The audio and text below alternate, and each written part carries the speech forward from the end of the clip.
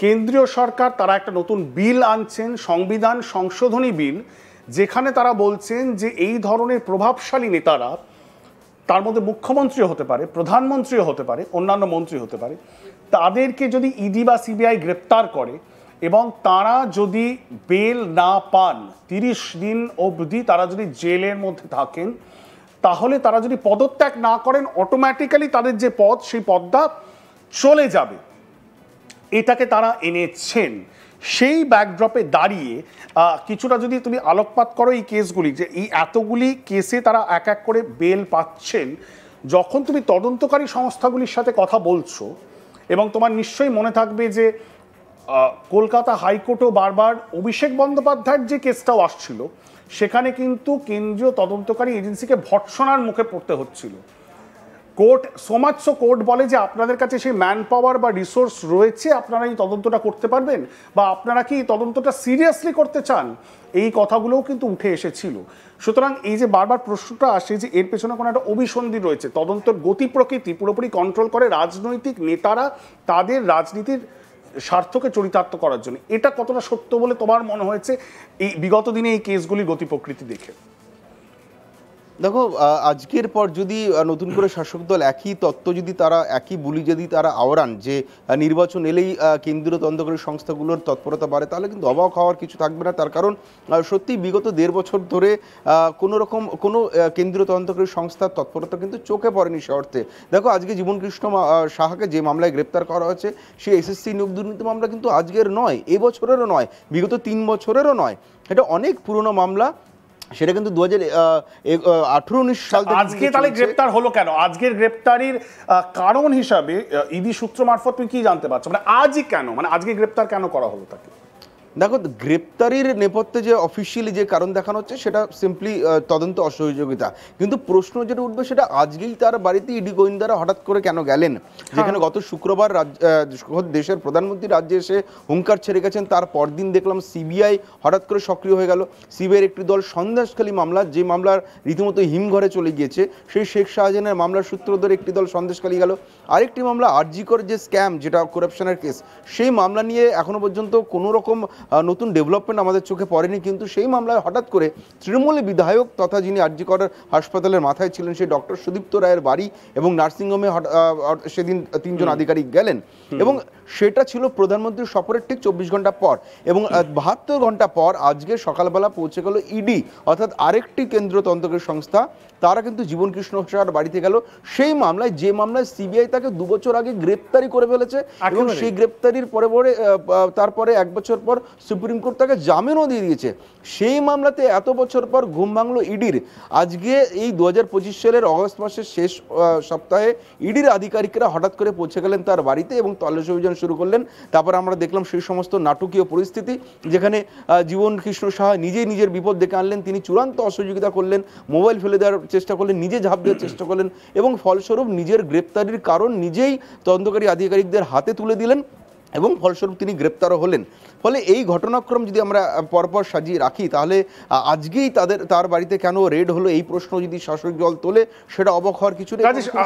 আমি ওই জায়গাটা আলোকপাত করতে বলবো, এবং এটা নিয়ে এই শোতে আমরা আগেও আলোচনা করেছি। যখন কলকাতা হাইকোর্টে বারবার শুনানি হচ্ছিল অভিষেক বন্দ্যোপাধ্যায়ের যে কেসগুলি, যেখানে অভিষেক বন্দ্যোপাধ্যায়ের নাম উঠে আসছিল, তার সংস্থার তার বিজনেসের নাম উঠে আসছিল, তখন কিন্তু আদালতে রীতিমতো ভর্ৎসনা করা হয়েছিল ইডি এবং সিবিআইকে। সেই জায়গাটা যদি বলো যে কোথায় গিয়ে তাদের গতি, তদন্তের গতি নিয়ে প্রশ্নচিহ্ন তুলে দিচ্ছিল, এবং তাদের তদন্তের যে মোটিভ, সেই মোটিভটা নিয়ে মাঝে মাঝে প্রশ্ন উঠে আসছিল হাইকোর্টে। দেখো, সিবিআই বা ইডিকে ভর্ৎসনার যদি তালিকা তৈরি হয়, তাহলে সেই তালিকা দীর্ঘ তালিকা হবে।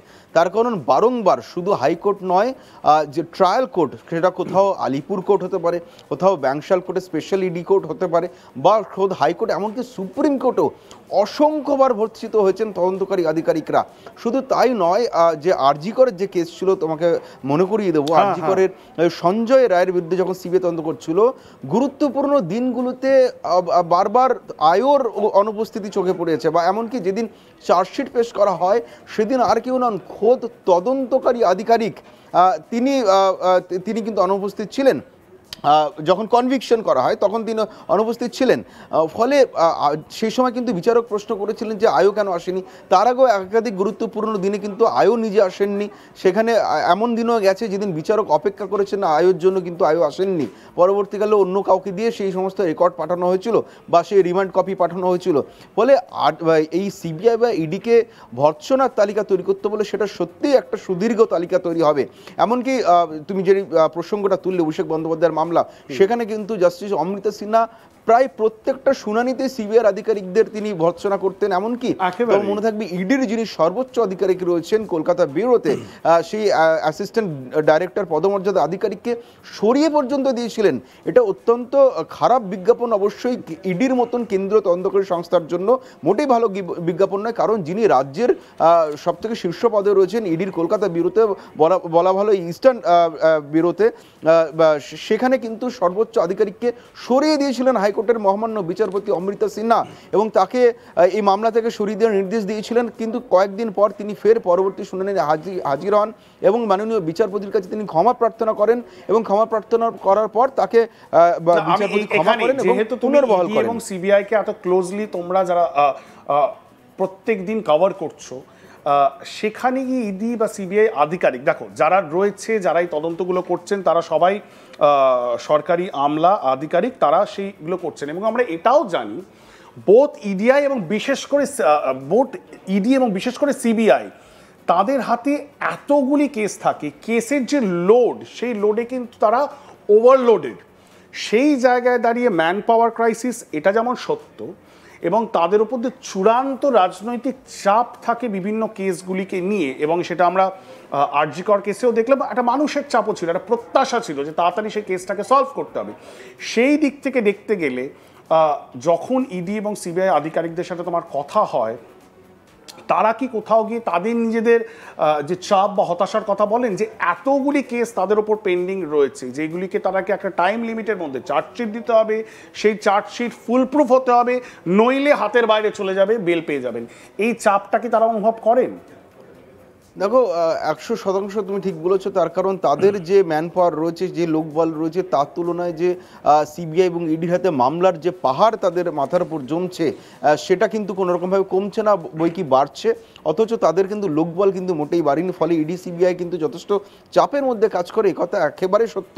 এবং বারংবার ইডি সিবিআই আধিকারিকদের বিভিন্ন অ্যাক্টিভিটিতে বা কথোপকথনে এই বিষয়গুলো উঠে এসেছে। কখনো আদালতে এই ধরনের কথোপকথন উঠে এসেছে যে সিবিআই বা ইডির হাতে কি সেই পর্যাপ্ত লোকবল রয়েছে, কিন্তু আদালতের নির্দেশ মানতেই হবে। ফলে সুপ্রিম কোর্ট বা হাইকোর্ট যতবার নির্দেশ দিয়েছে, বিভিন্ন মামলা টেক ওভার করেছে সিবিআই বা ইডি, কিন্তু একের পর এক মামলার পাহাড় যেভাবে জমছে, একটা দেখো পেঁয়াজের খোসার মতন যেভাবে মামলা, যে অপরাধের বিভিন্ন বিষয় বেরিয়ে আসছে। কারণ প্রত্যেকটা তদন্ত কিন্তু সিবিআই প্রথমে নিচ্ছে, তারপর যখন মানি ট্রেল বা মানি লন্ডারিং এর বিষয় আসছে তখন ইডির হাতে দেওয়া হচ্ছে, বা কোনো ক্ষেত্রে ইডি বিভিন্ন মামলা হাতে নিচ্ছে এবং পরবর্তী